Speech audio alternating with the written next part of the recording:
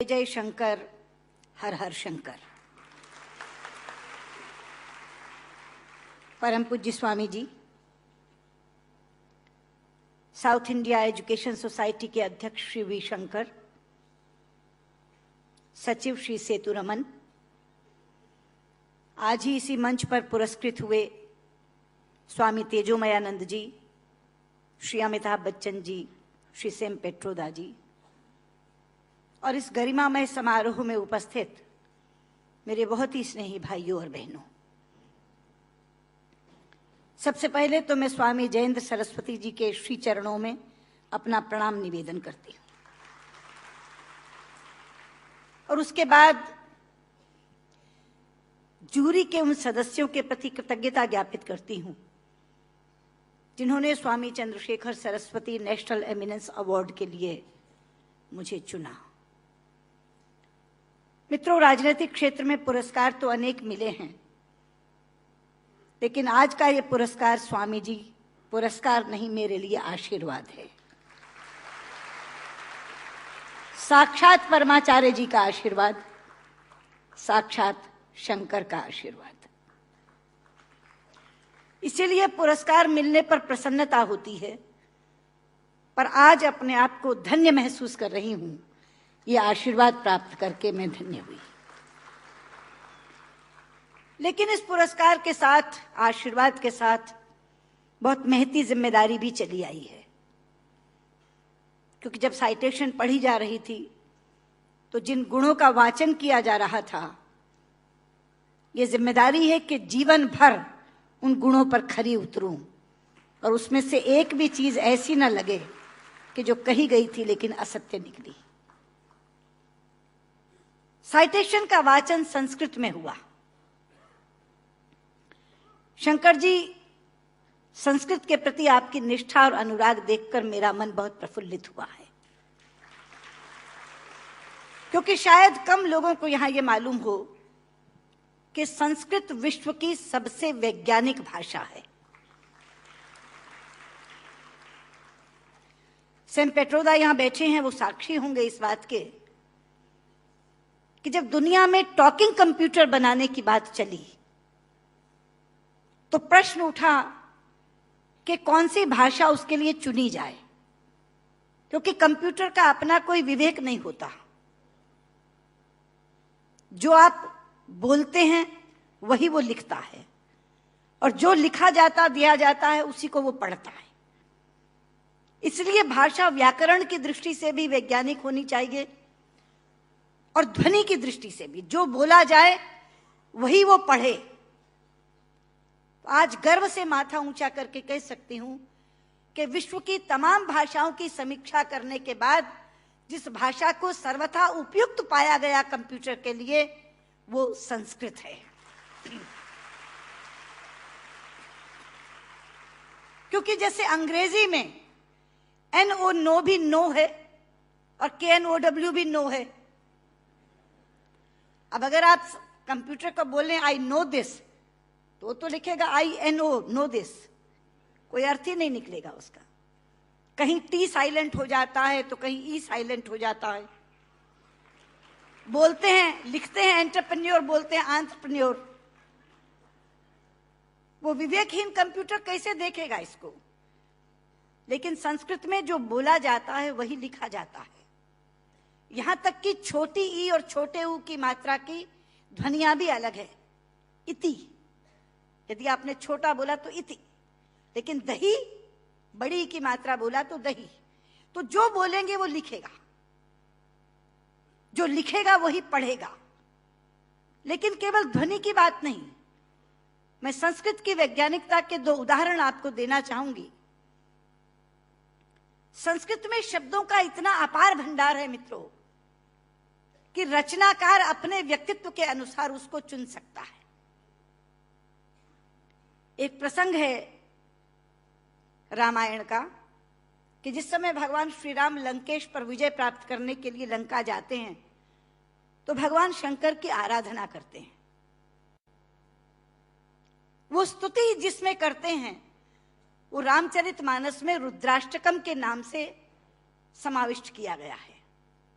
रुद्राष्टकम के शब्द हैं, नमामि शमीशान निर्वाण रूपम विभुम व्यापकम ब्रह्म वेद स्वरूपम निजम निर्गुणम निर्विकल्पम निरीहम चिदाकाशमाकाशवासम भजे।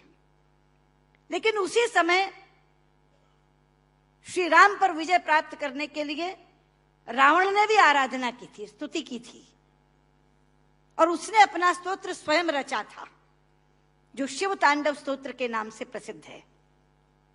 शब्द हैं, डमट डमट डमट डमन निनाद वट डमर वयम चकार चंड तांडवम तनो तुरे शिव शिवम धगत धगत धगत जवल ललाट पट्ट पावके किशोर चंद्र शेखरे रति प्रतिक्षाम ममा धराधरेन्द्र नंदिनी विलास बंधु बंधुरा स्वर दिगंत संतति प्रमोद मान मानसे।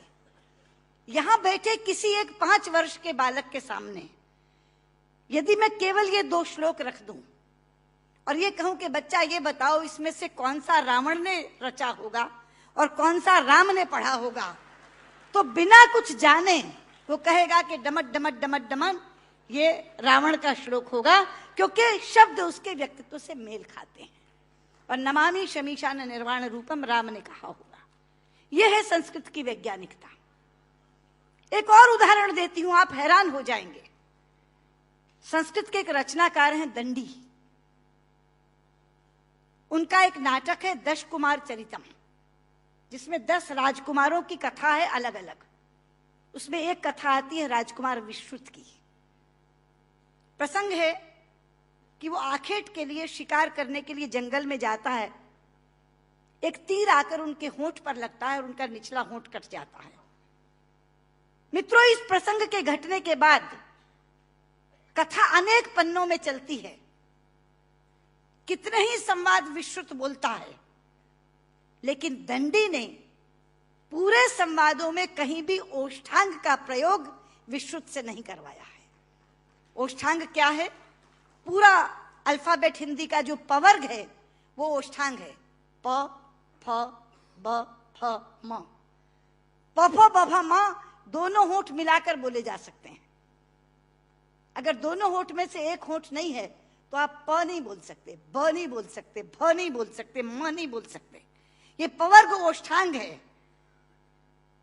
तो अगर उसका एक होंठ कट गया तो उसने पवर्ग का उच्चारण कैसे किया, ये कोई भी प्रश्न कर सकता था रचनाकार से। इसलिए अनेक संवादों में कहीं भी ओष्ठांग का प्रयोग नहीं है। यह है संस्कृत की वैज्ञानिकता। लेकिन लोग आजकल कहते हैं कि संस्कृत तो बोलचाल की भाषा नहीं बन सकती, संस्कृत कभी जनभाषा नहीं रही। शायद इससे बड़ी अज्ञानता की बात कोई दूसरी नहीं हो सकती। संस्कृत जनभाषा रही है। छोटे लोग, अनपढ़ लोग, बिना विद्यालय में गए लोग संस्कृत बोलते रहे हैं। राजा भोज के काल में एक प्रसंग आता है कि राजा भोज एक बार अपने प्रजा का हालचाल जानने के लिए जंगल से जा रहे थे। सामने से एक लकड़हारा आ रहा था। उसने लकड़ियां काटकर अपने सिर पर रखी हुई थी, पसीनों पसीन था। राजा ने लकड़हारे को देखा तो तब संस्कृत में ही बातचीत होती थी, संस्कृत ही जनभाषा थी। तो राजा ने लकड़हारे से कहा, किमते भारम बाधती, क्या ये भार तुम्हें कष्ट पहुंचा रहा है? लेकिन बाध शब्द जो है मित्रों, वो धातु है जो परस्मयी पदी नहीं चलती, आत्मनेपदी चलती है। संस्कृत में 2 तरह की धातुएं हैं। परस्मयी पदी चलती है बाधती, बाधता, बाधंती, और आत्मनेपदी चलती है बाधते, बाधेते, बाधनते। बाध शब्द जो है वो आत्मनेपदी में है। तो लकड़हारा जवाब क्या देता है? भारम न बाधती राजन यथा बाधती बाधते। कि राजा, मुझे ये भार कष्ट नहीं दे रहा जितना आपके मुंह से बोला हुआ बाधती शब्द कष्ट दे रहा है, क्योंकि बाधती शब्द का अशुद्ध उच्चारण आपने किया है। ये शब्द बाधते होना चाहिए। भारम न बाधती राजन यथा बाधती बाधते। तो कौन कहता ये जनभाषा नहीं रही? ये जनभाषा रही है। लेकिन आज मैं शंकर जी से कहना चाहूंगी कि आपकी साउथ इंडिया एजुकेशन सोसाइटी पर एक जिम्मेदारी आई है, क्योंकि आज संस्कृत केवल कर्मकांड की भाषा बनकर रह गई। कल जब विश्व के लोग आएंगे और कहेंगे कि कंप्यूटर के लिए हमें संस्कृत के विद्वान दो, हम टॉकिंग कंप्यूटर बनाना चाहते हैं, तो एक विडंबना खड़ी होगी कि जिसे संस्कृत आती है उसे कंप्यूटर नहीं आता, और जिसे कंप्यूटर आता है उसे संस्कृत नहीं आती। इसलिए केवल साइटेशन संस्कृत में पढ़कर अपने कर्तव्य की तीसरी मत कर लीजिए। साउथ इंडिया एजुकेशन सोसाइटी का ये फर्ज बनता है, ये कर्तव्य बनता है कि वो ऐसे लोग पैदा करे जो संस्कृत और कंप्यूटर दोनों के परम विद्वान बने, और उस समय जब हमारे सामने ये बोध आकर के खड़ा हो, ये विषय आकर के खड़ा हो कि टॉकिंग कंप्यूटर के लिए संस्कृत के विद्वान चाहिए, तो साउथ इंडिया एजुकेशन सोसाइटी कहे ये लीजिए हम देते हैं जो संस्कृत के भी ज्ञाता हैं और कंप्यूटर के भी ज्ञाता हैं। क्योंकि अथाह भंडार भरा पड़ा है हमारे ज्ञान का, हमारे शास्त्र, हमारे उपनिषद, हमारे ग्रंथ, और उन ग्रंथों की सोच लोगों तक पहुंची नहीं। आज अभी शंकर जी अपने प्रारंभिक वक्तव्य में कह रहे थे उदार चरिता नाम वसुधैव कुटुंबकम। ये संस्कृत जानने वाले की सोच है। संस्कृत बोलने वाला पूरी पृथ्वी को परिवार मानता है, वसुधैव कुटुंबकम। संस्कृत बोलने वाला पृथ्वी को परिवार मानता है, और अंग्रेजी बोलने वाला विश्व को बाजार मानता है। और ये सोच का अंतर है, क्योंकि परिवार में प्यार होता है मित्रों, बाजार में व्यापार होता है, केवल व्यापार, शुद्ध व्यापार। लेकिन ये कौन बताएगा लोगों को कि भारतीय संस्कृति में पूरी पृथ्वी को, पूरी वसुधा को कुटुंब मानने की भावना है। सर्वे भवन्तु सुखिना, हम तो सर्व की बात करते, सर्वे सन्तु निरामया, सर्वे भद्राणि पश्यन्तु मा कश्चित् दुर्भाग् भवेत्। सर्व के कल्याण की कामना किसने की है? लोग अपनी अपनी बात करते हैं, लेकिन ये है वो भारतीय संस्कृति जो सर्व के कल्याण की कामना करती है। इसलिए बहुत ज्यादा आवश्यक है कि ये ज्ञान जो छिपा पड़ा है पुस्तकों में, केवल इस कारण नहीं पहुंच पा रहा कि ऐसी भाषा में है जो भाषा मृतप्राय होती जा रही है, जो भाषा केवल मंत्रोच्चार की भाषा बन गई है कि विवाह पद्धति करानी है, जन्म मरण कराना है तो पंडित जी को बुला लो, वो भी अपना आधा अशुद्ध और आधा शुद्ध बोल के चले जाते हैं, क्योंकि उनको भी कोई टोकने वाला नहीं, उनको भी कोई कहने वाला नहीं कि आप क्या कर रहे हैं। इसलिए साउथ इंडिया एजुकेशन सोसाइटी पर यह जिम्मेदारी आई है, आप इस काम को करें। और मैंने अभी जब आप बैठे थे तो मैंने आपसे कहा था कि जो 2.5 लाख का पुरस्कार आपने मुझे दिया है मैं आपको वापस करती हूं, आप इसी पुण्य कार्य में आप उसका इस्तेमाल करें, और ये काम आप जरूर करेंगे। मुझे लगता है तभी मेरा यहाँ आना सार्थक होगा। बहुत बहुत धन्यवाद।